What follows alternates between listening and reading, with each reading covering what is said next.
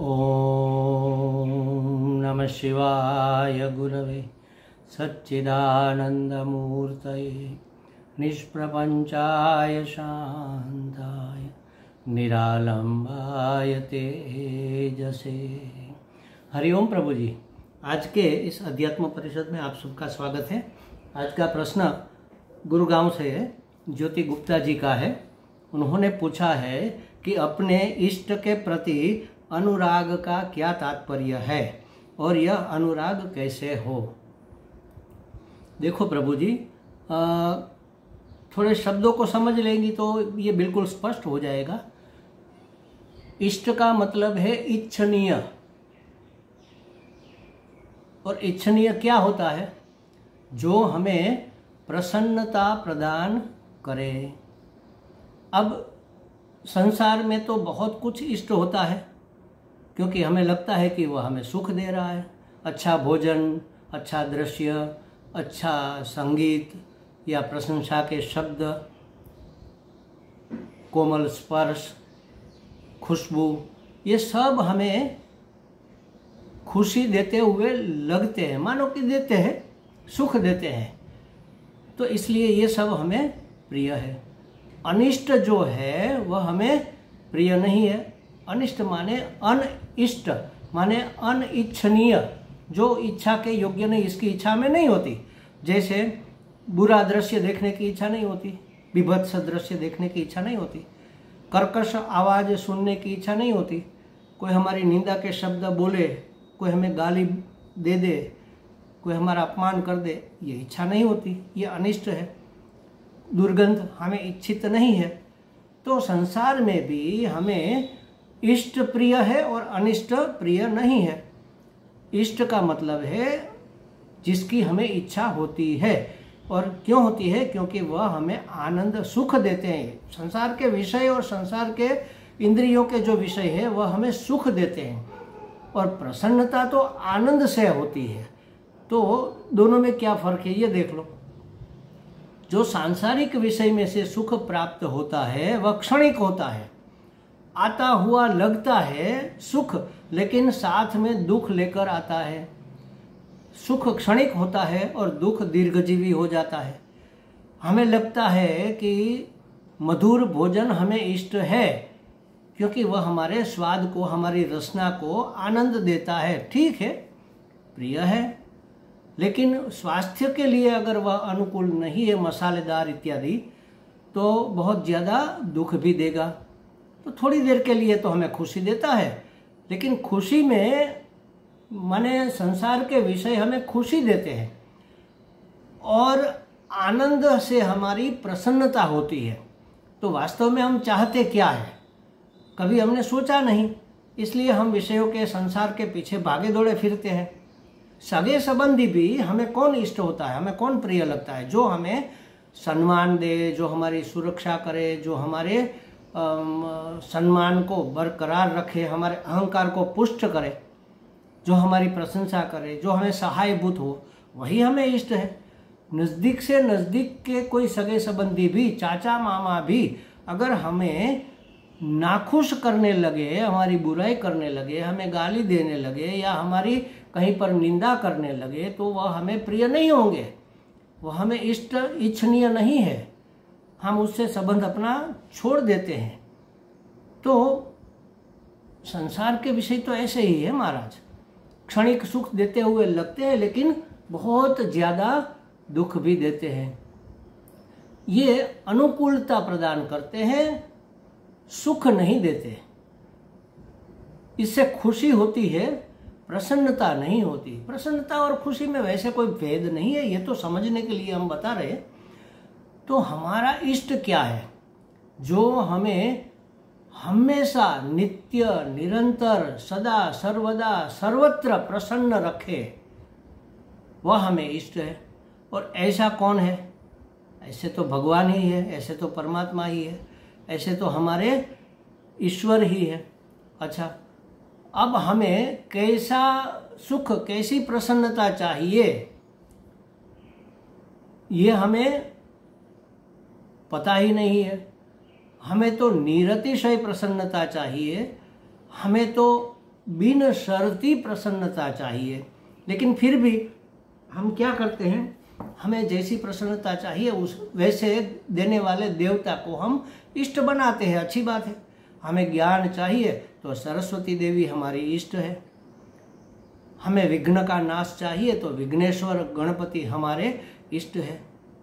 हमें संकट से छूटना है तो संकट मोचन हनुमान हमारे इष्ट है। हमें खुशी चाहिए तो कृष्ण हमारे इष्ट है। हमें शांति चाहिए तो राम जी हमारे इष्ट है।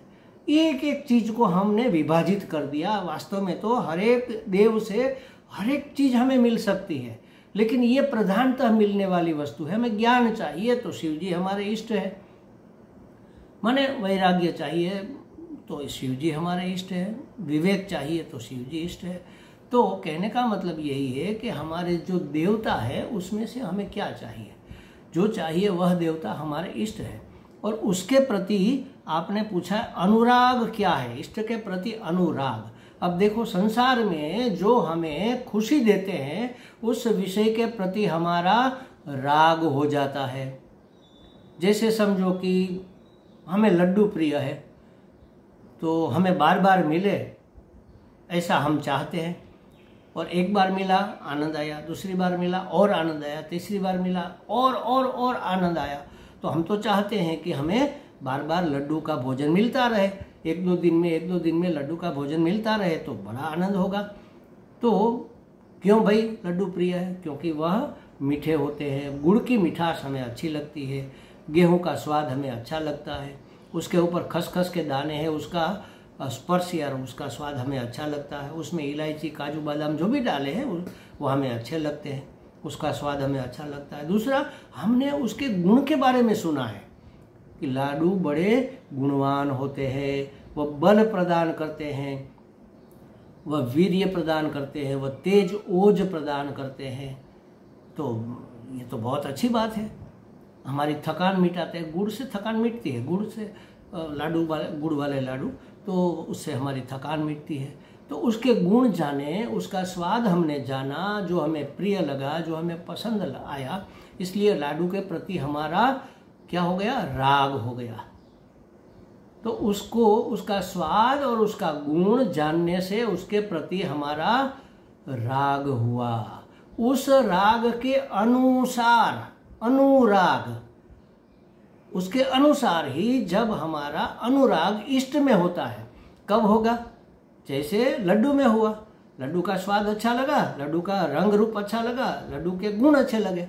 बस उसी तरह हमारे कृष्ण कन्हैया का रूप हमें अच्छा लगा, उसकी टेढ़ी मेढ़ी चाल हमें अच्छी लगी, उसके गुण हमें अच्छे लगे, उसकी लीला हमें अच्छी लगी, उसका धाम हमें अच्छा लगा। नाम रूप गुण लीला धाम, उसके पराक्रम हमें अच्छे लगे, उसकी उदारता, गुण माने उसमें जो प्रेम है, जो उदारता है, जो कृपा का भाव है, वो हमें इतने सुंदर लगे क्योंकि वो हमें चाहिए। तो जैसे जैसे हम उसके विषय में जानते जाएंगे उसके प्रति हमारा अनुराग होगा। विषयों में राग होता है, परमात्मा में, कृष्ण में, देवता में अनुराग होता है। तो अनुराग होता जाएगा, होता जाएगा। तो इसके लिए क्या करें? यह अनुराग कैसे हो?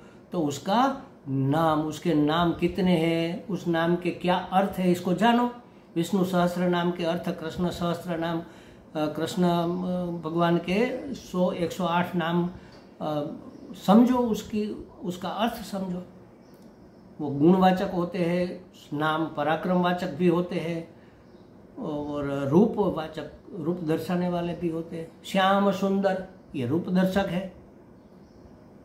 मुरली मनोहर, ये गुण दर्शक है, मुरली बजाते हैं, उसका गुण है। कृपा सिंधु, ये गुणवाचक है। मधुसूदन, ये पराक्रमवाचक है, मधुकैटभ दैत्य को उन्होंने मारा था।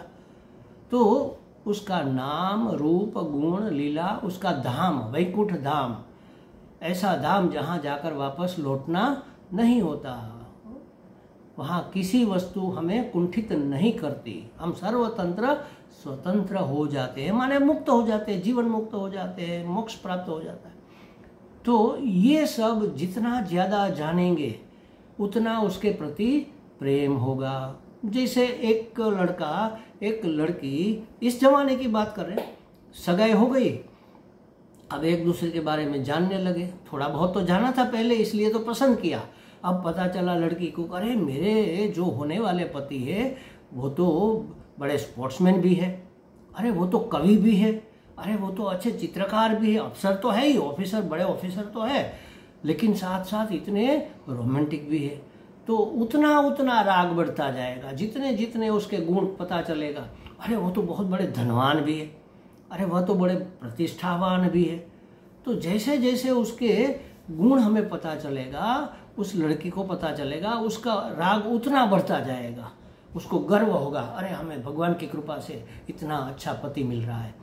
तो जो ये पूरी दुनिया के प्रति है, पति है, स्वामी है, जगतपति है, उसमें क्या नहीं होगा।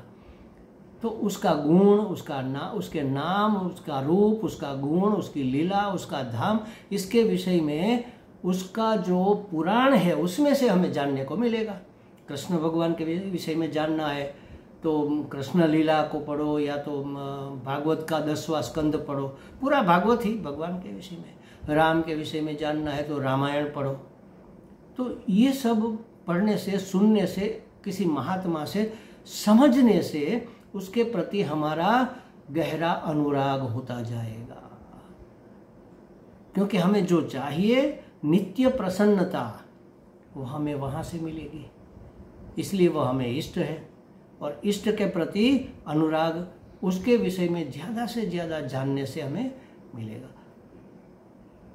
अहेतुक करुणा सिंधु, करुणा वरुणालय है हमारे परमात्मा। हमारे परमात्मा सुहृद है, अब किसको प्रेम नहीं होगा। अहेतुक, कोई हेतु के बिना वो करुणा करते हैं, करुणा के सागर है, सुहृद है, उपकार की बदले की अपेक्षा रखे बगैर हमारा प्रिय करते हैं, उसको कहते हैं सुहृद। मित्र है, वो तो मित्र कोई भी अपेक्षा रखता है बदले में कि भाई हम किसी को प्रणाम करें तो वो भी हमें मुस्कुराकर जवाब दे।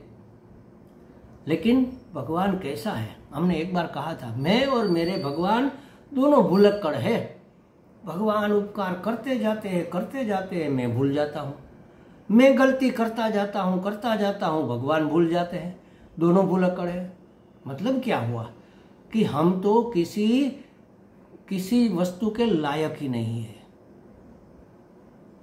और भगवान इतने कृपालु है कि हमारी अयोग्यता को कभी देखते ही नहीं, वो तो कृपा करते ही जाते हैं। हमारे गुरु जी कहते हैं कि हमारा भगवान ऐसा है जिसको कृपा करने के सिवा, अनुग्रह करने के सिवा और कुछ आता ही नहीं, कल्याण करने के सिवा उसको कुछ आता ही नहीं। वो जो भी करता है वो हमारे कल्याण के लिए करता है। हमें लगता है अरे हमारी ऐसी परिस्थिति क्यों हो गई, भगवान हमारे पीछे पड़ा है, हमें इतना दुख क्यों दे रहा है। जो हो रहा है उसमें हमारा कल्याण होगा, क्योंकि उसको कल्याण के सिवा और कुछ आता ही नहीं। वह कल्याण करेगा कैसे, इसी में हमारा और सबका भी कल्याण होगा। तो ऐसी बातें जब हम जानते हैं, और हमने तो जो गुरु चाबी दी है ना मास्टर की, उसका उपयोग करो महाराज। हर जगह जो भी है, जहाँ भी है, जैसा भी है, मेरे इष्ट देव, मेरे परमात्मा, मेरे भगवान, मेरे कृष्ण कन्हैया, मेरे राम जी है। क्यों? क्योंकि उसी ने ये सब वेश लिया हुआ है। अगर सब के हृदय में राम बसते हैं तो हम किसका तिरस्कार करें, किसका अनादर करें, किसको अयोग्य ठहराए? सब ठीक है, क्योंकि हमारे परमात्मा है। इस रूप में रहे हुए हमारे भगवान ही विहार कर रहे हैं। लेकिन हमारे साथ ऐसा हो गया, हमारे साथ वैसा हो गया, उसके साथ इतना अच्छा हुआ, हमारे साथ इतना बुरा हुआ। जो हो रहा है, जहाँ भी हो रहा है, जैसा भी हो रहा है, ठीक ही हो रहा है, अच्छा ही हो रहा है। क्यों? क्योंकि भगवान की योजना है, और भगवान की इच्छा है, और उसको तो कल्याण के सिवा और कुछ आता ही नहीं। तो फिर बेठीक कैसे हो सकता है? जो हो रहा है ठीक हो रहा है, अच्छा हो रहा है, क्योंकि उसी में सबका कल्याण है। बस ये दो बातें अगर हम जान लेना तो अपने परमात्मा के प्रति, अपने इष्ट देव के प्रति हमारा अनुराग बहुत ही बढ़ जाएगा। और बार बार इसको याद करने से हमारा अनुराग दृढ़ होता जाएगा। मैं तो कहता हूँ ये 2 मंत्र ही कहो इसको, गुरु जी के दिए हुए हैं। जो भी है, जहाँ भी है, जैसा है, योग्य है, क्योंकि हमारे परमात्मा है। जो भी हो रहा है, जहाँ भी हो रहा है, जैसा भी हो रहा है, ठीक हो रहा है, क्योंकि हमारे ईश्वर की योजना है, ईश्वर की इच्छा है। सुबह जागते ही 10 बार 15 बार इसको बोल दो। रात को सोते वक्त भी 10 बार 15 बार इसको बोलते बोलते सो जाओ। दिन में जब भी याद आए इसको बोलते रहो, ताकि ये हमारी नस नस में बस जाए। अगर ऐसा हुआ तो हमारे जीवन से सभी समस्याओं का अंत हो जाएगा। अब कोई समस्या ही नहीं रही ना, कोई हमें नापसंद ही नहीं रहा, कोई व्यक्ति, कोई वस्तु, कोई परिस्थिति, कोई हमें अरुचिकर नहीं रहा, क्योंकि हमारे परमात्मा है। उसके प्रति हमारी अरुचि कैसे होगी? और किसी घटना के प्रति हमारी कोई फरियाद नहीं रहेगी। अरे हमारे साथ ऐसा क्यों हो गया, हमारे बच्चों के साथ ऐसा क्यों हुआ, हमारे पड़ोसी के साथ ऐसा क्यों हुआ। जो भी हुआ ठीक हुआ, ईश्वर की योजना है, ईश्वर कल्याण करना चाहता है, इसी में सबका भला होगा। हमें क्या पता आगे क्या होने वाला है, इसका ये संकेत होगा।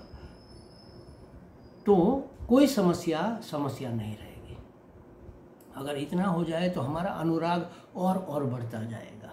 तो हमें लगता है ज्योति जी को बातें समझ में आ गई होगी। इष्ट माने क्या, अनुराग माने क्या, और अनुराग कैसे हो, ये 3 चीज़ें हमें ठीक से अपने अंदर बैठा लेनी चाहिए। और सर्वतंत्र स्वतंत्र जो परमात्मा है, सर्वशक्तिमान है, सर्वज्ञ है, सर्वव्यापी है और सर्वसुहृद है, सबका भला करने वाला है, उस परमात्मा को सर्वस्व समर्पण कर देना चाहिए। बस उसके भरोसे हो जाओ, वो जो करेगा ठीक करेगा। इसका अर्थ ये नहीं है कि हम हाथ पांव बांध कर बैठ जाए। हमारे हिस्से जो आता है, जो रोल निभाना आता है, वो निभाएंगे। लेकिन वह रोल है, उसका परिणाम क्या आएगा? वो तो कल्याण ही होगा ना। परमात्मा कल्याणकारी है, तो कल्याण ही करेगा। न तो किसी के प्रति राग है, न तो किसी के प्रति द्वेष है, बस सब के प्रति सम्मान की भावना है। हमारे गुरुजी एक शब्द बोलते थे, इंग्लिश में बोलते हैं रेदर ग्रेटिट्यूड, आभार, सबके प्रति आभार, सबके प्रति नम्रता की भाव। अरे बड़ा उपकार है, इसने हमें स्वीकार तो किया। अरे बड़ा उपकार है, इसने हमें सम्मान तो दिया। बड़ा उपकार है, भगवान ने हमें इतना तो दिया, ऐसा तो दिया। तो ग्रेटिट्यूड, विथ ग्रेटिट्यूड अपना जीवन अगर हम जिएंगे तो हमारा अनुराग और दृढ़ होता जाएगा। हमें लगता है ज्योति जी को कुछ स्पष्टता हो गई होगी। हरि ओम।